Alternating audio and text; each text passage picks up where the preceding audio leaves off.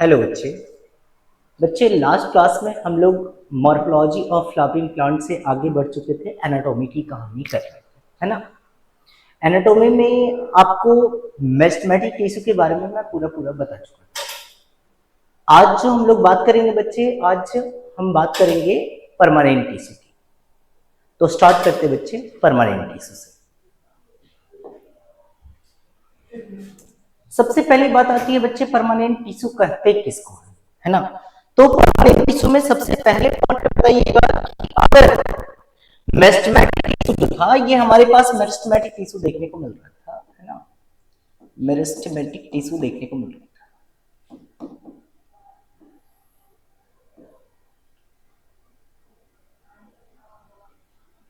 Meristematic tissue देखने को मिल रहा था। One second.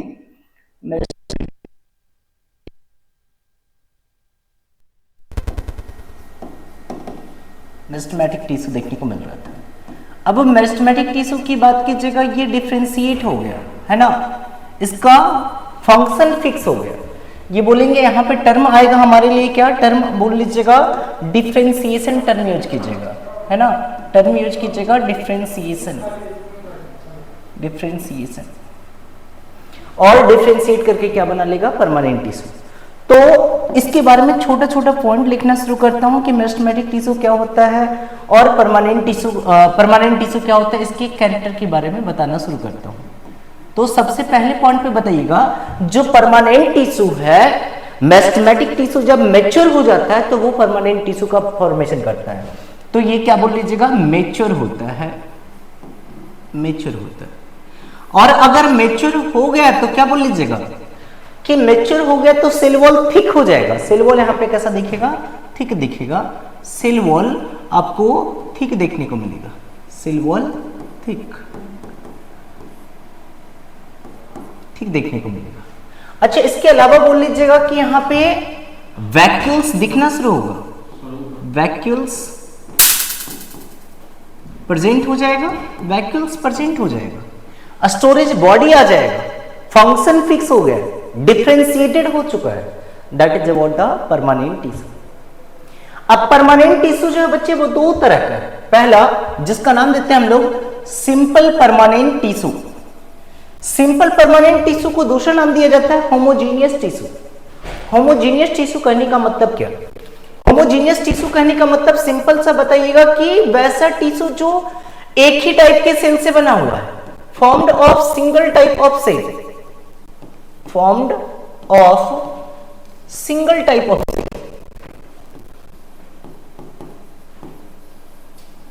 single type of cell मतलब इस टिश्यू में मात्र एक ही तरह के सेल होंगे। जैसे एग्जांपल की बात करता हूं तो सिंपल परमानेंट टिश्यू जो है वो तीन तरह का देखने को मिलता है। पहला पैरेन्काइमा, दूसरी की बात कर लीजिएगा तो कोलिनकाइमा, और तीसरे की बात कर लीजिएगा तो तीसरा कौन सा हो जाएगा, स्क्लेरेंकाइमा। तो ये सिर्फ एक तरह के सेल से बना हुआ है, मेड अप ऑफ या formed of single type of cell. और यही अगर मैं बात कर लूं कॉम्प्लेक्स परमानेंट टिश्यू का, तो देखिए ना नाम क्या दिया गया है, इसका नाम दिया गया है हेट्रोजीनियस टिश्यू। तो कई तरह के सेल से बना होगा। जैसे मैं जाइलम की बात करूं तो यहां पे चार तरह का सेल देखने को मिलेगा। जैसे यहां पे वेसल्स देखने को मिलेगा, जाइलम वेसल्स, वेसल्स देखने को मिला। इसके अलावा बोल लीजिएगा तो ट्रैकिड्स देखने को मिलेगा, ट्रैकिड्स देखने को मिलेगा। इसके अलावा बोल लीजिएगा तो जाइलम पैरेन्काइमा देखने को मिलेगा, पैरेन्काइमा देखने को मिलेगा, पैरेन्काइमा। और इसके अलावा बोल लीजिएगा तो क्या देखने को मिलेगा, जाइलम फाइबर्स देखने को मिलेगा। क्या देखने को मिलेगा, जाइलम फाइबर्स। और यही अगर मैं फ्लोएम की बात कर लूं तो क्या बोल लीजिएगा, फ्लोएम में सीव ट्यूब देखने को मिल जाएगा, सीव ट्यूब देखने को मिल जाएगा। इसके अलावा बोल लीजिएगा तो कॉम्पेनियन सेल देखने को मिल जाएगा।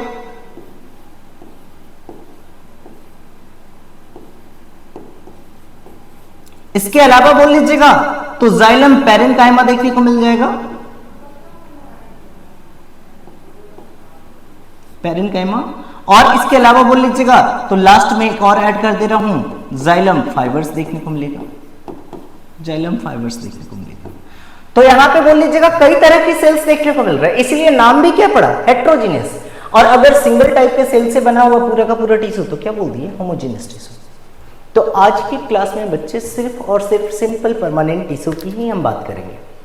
सिंपल परमानेंट टिश्यू कौन कौन सा, तो पैरेन्काइमा, कोलिनकाइमा और स्क्लेनकाइमा की ही बात करेंगे। थ्रू आउट द क्लास हम इन्हीं बातों पे आज टिके रहेंगे कि पैरेन्काइमेटस टिश्यू कैसा होता है, कोलिनकाइमेटस टिश्यू कैसा होता है, स्क्लेनकाइमेटस टिश्यू कैसा होता है, तीनों का फंक्शन क्या क्या है और कहाँ कहाँ मिलता है। ठीक है, तो स्टार्ट करते हैं बच्चे। सबसे पहले टिश्यू से, सबसे पहला टिश्यू है हमारे पास, अच्छा टर्म लिखा हुआ है सिंपल परमानेंट टिश्यू। तो आपको तो पहले से बता चुका हूं कि वैसा परमानेंट टिश्यू जो सिंगल टाइप के सेल से बना हुआ है, देखिए ना क्या लिखा हुआ है, this tissue is made up of a structurally similar type of cell और only one type of cell that perform a common function. जो भी सेल है यहाँ पे सबका सब एक ही काम कर रहा है और एक ही टाइप के सेल ही है तो एक ही तरह का काम करेगा, तो इसको आप क्या बोल लीजिएगा, सिंपल परमानेंट टिश्यू, है ना। अगले पॉइंट पे जाइएगा। अब सिंपल परमानेंट में सबसे पहला टिश्यू कौन सा बताया, पैरेन्काइमा बताया। कौन सा, पैरेन्काइमा। तो बोल लीजिएगा कि सर सबसे पहला दैट मींस क्या, मेरिस्टेमेटिक टिश्यू से जो डिफरेंशिएट हो के आया होगा सबसे पहला यही होगा क्या, जी हाँ बच्चे, कि अगर मेरिस्टेमेटिक टिश्यू में डिफरेंशिएशन हुआ तो सबसे पहला टिश्यू कौन सा बनेगा, तो पैरेन्काइमा बनेगा। देन तो पैरेन्काइमा की बात करते हैं। तो पैरेन्काइमा किसके द्वारा टर्म दिया गया था, तो बोल लीजिएगा एंड निम्हे ग्रीव के द्वारा दिया गया था और it is first evolved and primitive type of tissue.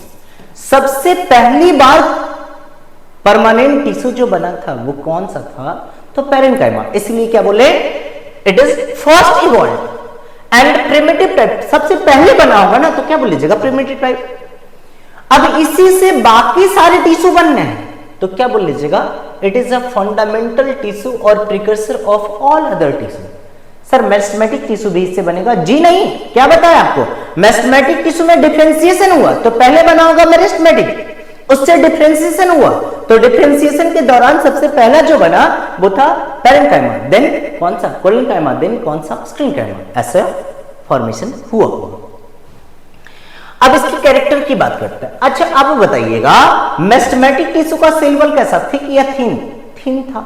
अभी जस्ट बेचारा मैच्योरिटी की ओर ही आया, मैच्योर ही हुआ है तो सेल वॉल डायरेक्टली थिक हो जाएगा क्या, नहीं सर, इसका तो सेल वॉल थिन होना चाहिए। तो लीजिए ना क्या लिखा है कि इसका सेल वॉल कैसा होगा, thin, thin walled and are made up of पेक्टोसेलुलोज।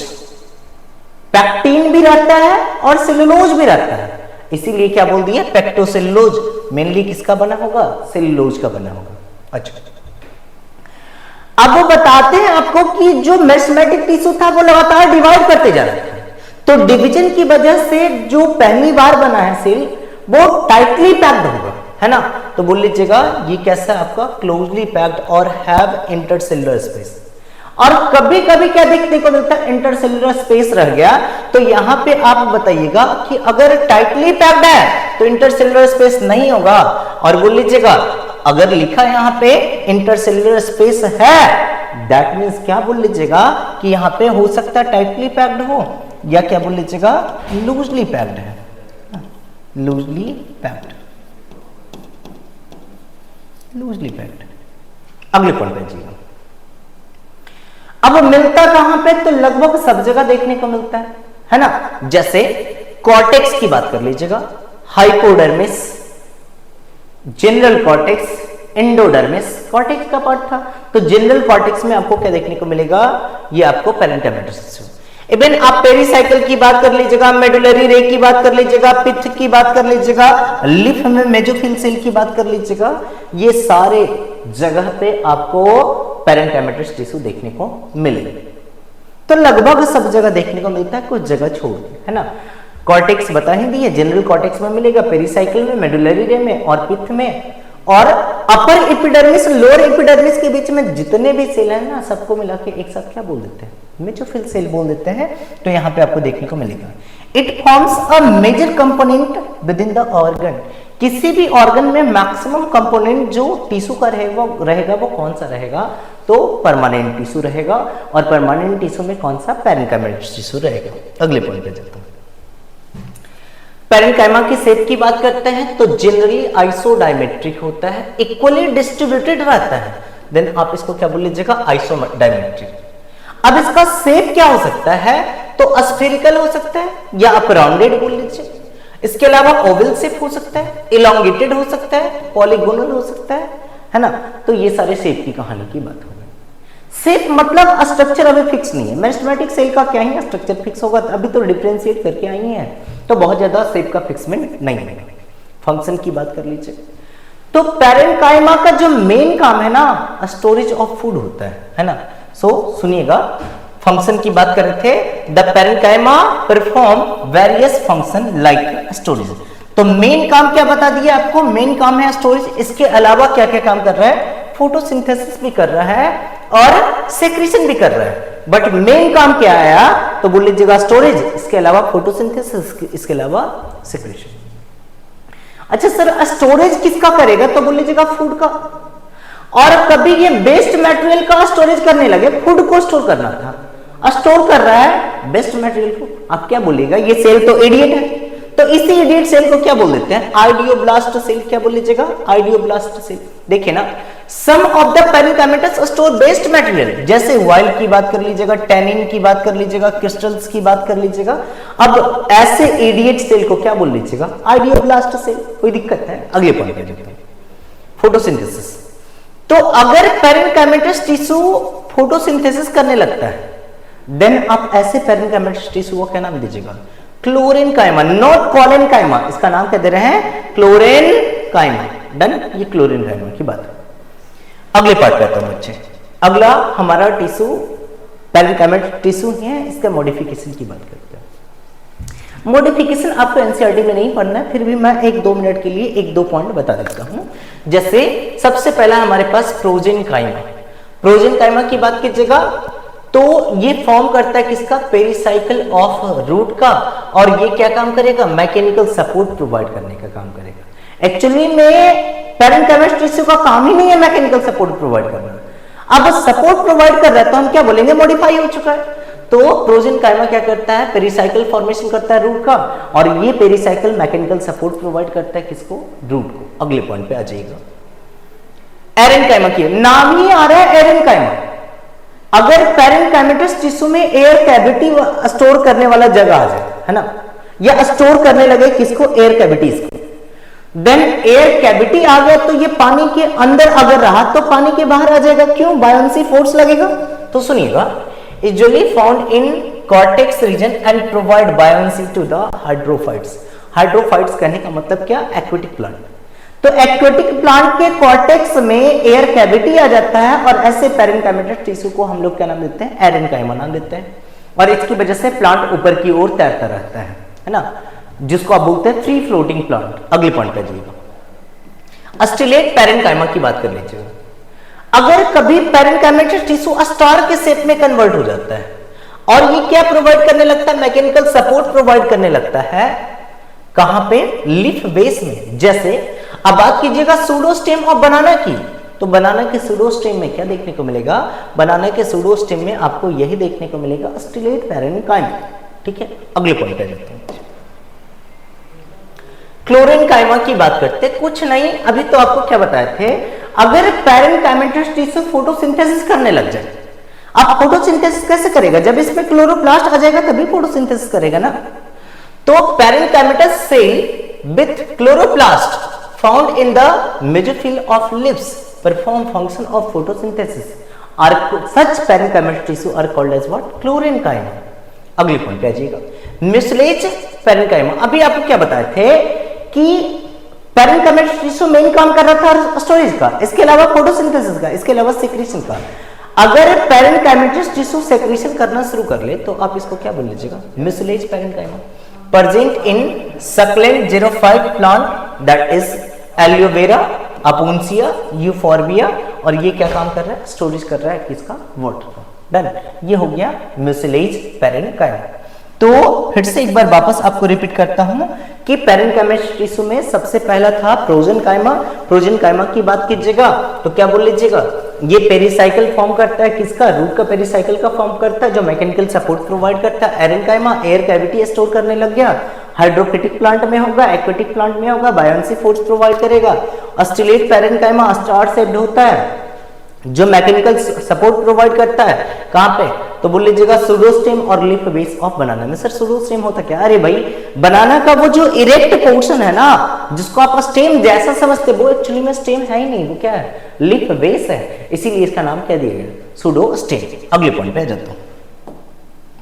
तो अगला था क्लोरेन्काइमा। अगर पैरेन्काइमेटिक टिश्यू में क्लोरोप्लास्ट आ जाए तो उसका नाम दे देते हैं क्लोरेन्काइमा। क्यों, क्योंकि ये फोटोसिंथेसिस परफॉर्म करना शुरू कर लेता है, वाटर स्टोर कर रहा है, तो आप इसको बोल लीजिएगा म्यूसिलेज पैरेन्काइमा, या समवॉट सेक्रेशन कर रहा है तो म्यूसिलेज पैरेन्काइमा। जैसे एलोवेरा, अपोन्सिया, यूफोर्बिया में ये वाटर स्टोरेज का काम करता है। That's it, this is all about the parenchymatic tissue. अगले पार्ट पे आ जाता हूं। तो अगला पार्ट है हमारे पास कौन सा, तो क्लोरेन्काइमा, नॉट कोलेन्काइमा। क्या बोले, क्लोरेन्काइमा नॉट कोलेन्काइमा। तो अगर क्लोरेन्काइमा आपसे पूछे तो बोल लीजिएगा parenchymatic tissue along with the chloroplast is called as chlorenchyma. ठीक है, यह मॉडिफिकेशन है किसका, तो पैरेन्काइमेटिक टिश्यू का। अब पैरेन्काइमेटिक टिश्यू से हटता हूं, अगले टॉपिक पे आता हूं। कौन सा टॉपिक है, वो हमारा कोलेन्काइमा। ठीक है, क्लोरेन्काइमा और कोलेन्काइमा इज समथिंग डिफरेंट, वो आपको डिफरेंस मैं समझा दिया हूं कि क्लोरेन्काइमा जो है पैरेन्काइमेटिक टिश्यू का एक मॉडिफिकेशन है। अब कोलेन्काइमा की बात करते हैं। तो कोलेन्काइमा टर्म किसके द्वारा दिया गया था, स्लाइडिन के द्वारा दिया गया था। ये लिविंग टिश्यू होता है या डेड टिश्यू, अगर कोई आपसे पूछे तो बोलिएगा सर पैरेन्काइमा भी लिविंग होता है और कोलेन्काइमा भी लिविंग होता है, एक ही टिश्यू डेड है, वो कौन सा है, स्क्लेरेन्काइमा। कौन सा है, स्क्लेरेन्काइमा। तो ये कैसा टिश्यू है, लिविंग टिश्यू है। अच्छा, इसके अलावा ये मैकेनिकल सपोर्ट प्रोवाइड करता है, तो इसको बोल सकते हैं लिविंग मैकेनिकल टिश्यू। क्या बोल सकते हैं, लिविंग मैकेनिकल टिश्यू। अब जो स्क्लेरेन्काइमा सेल होता है ना, उसके कॉर्नर पे ठीक डिपोजिशन देखने को मिलेगा। देखिएगा यहाँ पे जितने भी कॉर्नर हैं, हर कॉर्नर पे डिपोजिशन देखने को मिल रहा है, हर कॉर्नर पे आपको डिपोजिशन देखने को मिल रहा है ना। लेकिन क्या वो पूरे के पूरे सेल वॉल पे डिपोजिशन है क्या, नहीं, स्पेशल पार्ट पे डिपोजिशन है, स्पेशलाइज्ड और लोकलाइज्ड डिपोजिशन है। किसका, तो आ जाते हैं वापस देखते हैं localised deposition of pectin. Mainly तो पैक्टिन ही रहता है, लेकिन इसके अलावा भी देखने को मिलेगा सेलुलोज, हेमिसेलुलोज भी देखने को मिलेगा, और सिर्फ कॉर्नर पे ही है, लेकिन हर कॉर्नर पे देखने को मिलेगा। Usually intercellular space are absent. Parenchyma में देखे थे कि हो भी सकता है इंटरसेलुलर स्पेस और नहीं भी हो सकता है, लेकिन कोलेन्काइमा में क्या बोल लीजिएगा, इंटरसेलुलर स्पेस एब्सेंट है। तो सेल्स क्लोजली पैक्ड या लूजली पैक्ड है ना, तो टिश्यू क्या बोल लीजिएगा, टिश्यू है closely packed, tissue closely packed, tissue है क्लोजली पैक्ड। देन अगले पॉइंट पे चलिए। दीज सेल एसिमुलेट फूड, ये क्या करता है, एसिमुलेट फूड करता है ना, व्हेन दे कंटेन क्लोरोप्लास्ट। अब पैरेन्काइमेटिक टिश्यू में क्लोरोप्लास्ट आ गया था तो फोटोसिंथेसिस कर रहा था। अब यहां पे क्लोरोप्लास्ट आ रहा है तो ये क्या काम कर रहा है, फूड का स्टोरेज का काम कर रहा है।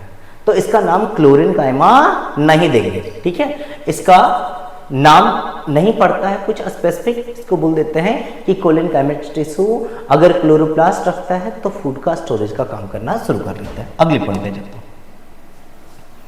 अगला पॉइंट है हमारे पास बच्चे, it is made up of more और लेस इलोंगेटेड सेल, है ना।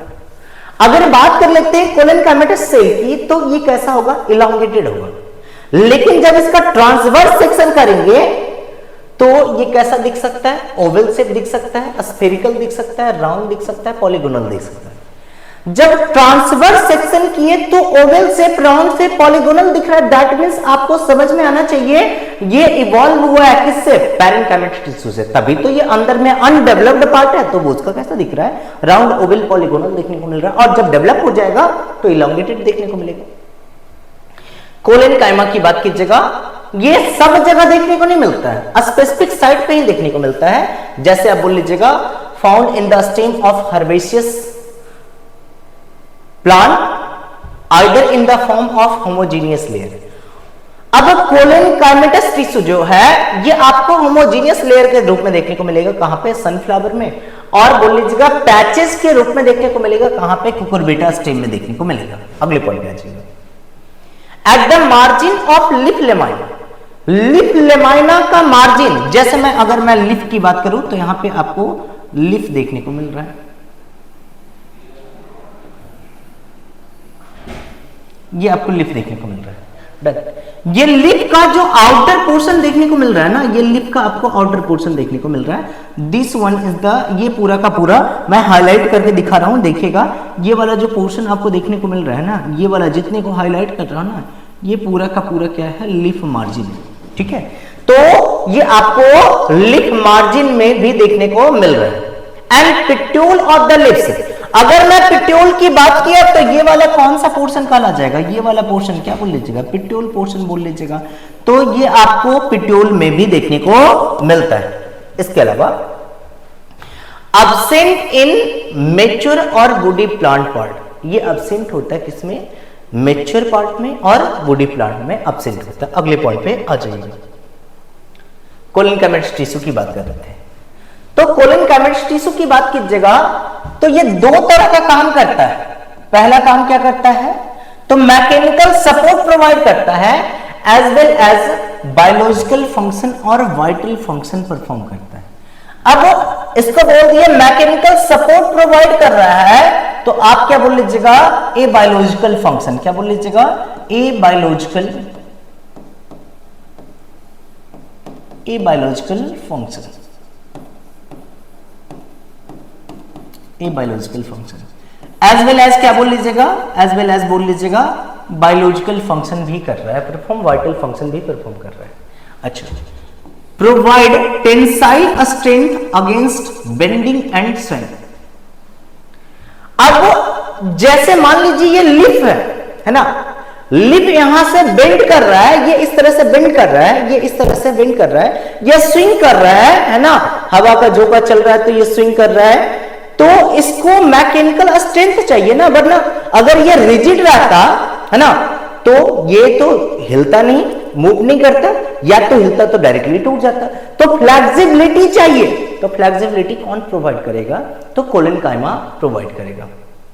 सुनिएगा नेक्स्ट पॉइंट पे, they provide mechanical support to the growing part of the plant such as young stem and petiole of the leaves. ये mechanical support भी provide कर रहा है, किसको, तो यंग स्टेम को और लिप के पेट्यूल को। Due to the presence of chloroplast, photosynthesis process takes place in the collenchyma. अभी आपको थोड़ी देर पहले बताए थे कि अगर क्लोरोप्लास्ट है तो फूड का स्टोरेज करेगा, तो फूड का स्टोरेज के लिए फोटोसिंथेसिस करना पड़ेगा ही नहीं करना पड़ेगा। और अगर फोटोसिंथेसिस कर रहा है तो ए बायोलॉजिकल फंक्शन या बायोलॉजिकल फंक्शन बोलेंगे, सर ये तो बायोलॉजिकल फंक्शन है, और मैकेनिकल सपोर्ट प्रोवाइड कर रहा है तो क्या बोल लीजिएगा, ए बायोलॉजिकल फंक्शन। और इसीलिए हम लोग बोलते हैं कि कोलन काइमेटस टिश्यू जो है ए बायोलॉजिकल फंक्शन भी परफॉर्म करता है और बायोलॉजिकल फंक्शन भी परफॉर्म करता है। अगले पॉइंट पे आते हैं। तो अगला टर्म है हमारे पास स्क्लेरेनकाइमा। स्क्लेरेनकाइमा जो टर्म दिया गया था ना, मेटनेस के द्वारा दिया गया था। अब स्क्लेरेनकाइमा की बात जैसे ही आती है तो आप इसको क्या बोल लीजिएगा, it is a dead tissue. कैसा टिश्यू है, डेड टिश्यू है ना। अच्छा, ये मैकेनिकल सपोर्ट भी प्रोवाइड करता है, तो लिख देंगे मैकेनिकल टिश्यू।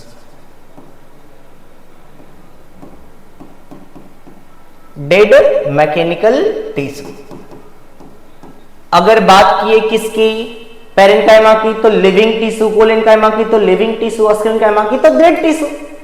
और कोलेनकाइमा मैकेनिकल सपोर्ट भी प्रोवाइड कर रहा था, इसलिए क्या बोल दिए, लिविंग मैकेनिकल टिश्यू, और इसको क्या बोल देंगे, डेड मैकेनिकल टिश्यू। अच्छा, स्क्लेरेनकाइमा का मेन काम क्या होता है, मैकेनिकल सपोर्ट प्रोवाइड करना। इसका मेन काम है, चूंकि डेड हो चुका है और तो वाइटल फंक्शन तो करेगा नहीं, बायोलॉजिकल फंक्शन तो करेगा नहीं, तो ये क्या काम करेगा, मैकेनिकल सपोर्ट प्रोवाइड करेगा। It is dead mechanical tissue बोल दिए, सबसे पहले पॉइंट पे ही बता दिया। Mechanical tissue are generally long, narrow and thick walled. अब देखिएगा मैकेनिकल टिश्यू होगा कैसा, अरे भाई आपको बताएं कि कोलन काइमेटस टिश्यू ही तो इलांगेटेड होना शुरू हो गया था, तो ये तो पूरी तरह से मैच्योर्ड है, और मैच्योर होने के बाद डेथ भी हो गया टिश्यू का, तो कैसा दिखेगा? लंबा दिखेगा, नैरो दिखेगा, थिक वॉल दिखेगा, और पूरे सेल वॉल पे डिपोजिशन होता है किसका? लिग्निन का। और लिग्निन के डिपोजिशन होने की वजह से वाटर का एक्सचेंज नहीं हो सकता है, तो क्या सेल लिविंग रह पाएगा? नहीं रह पाएगा। तो लिग्निफाइड सेल वॉल की वजह से प्रोटोप्लास्ट खत्म हो जाता है, और ये कैसा हो जाता है? डेड हो जाता है। अगले पॉइंट में जाते हैं। Sclerenchyma is found in hypodermis of the monocot. Sir ये हाइपोडर्मिस ऑफ मोनोकोट में तो देखने को मिलेगा अस्क्लेरेमा, तो बता दीजिए कि हाइपोडर्मिस ऑफ डाइकोट में क्या देखने को मिलेगा? तो यहीं पे लिख रहा हूं कि हाइपोडर्मिस ऑफ डाइकोट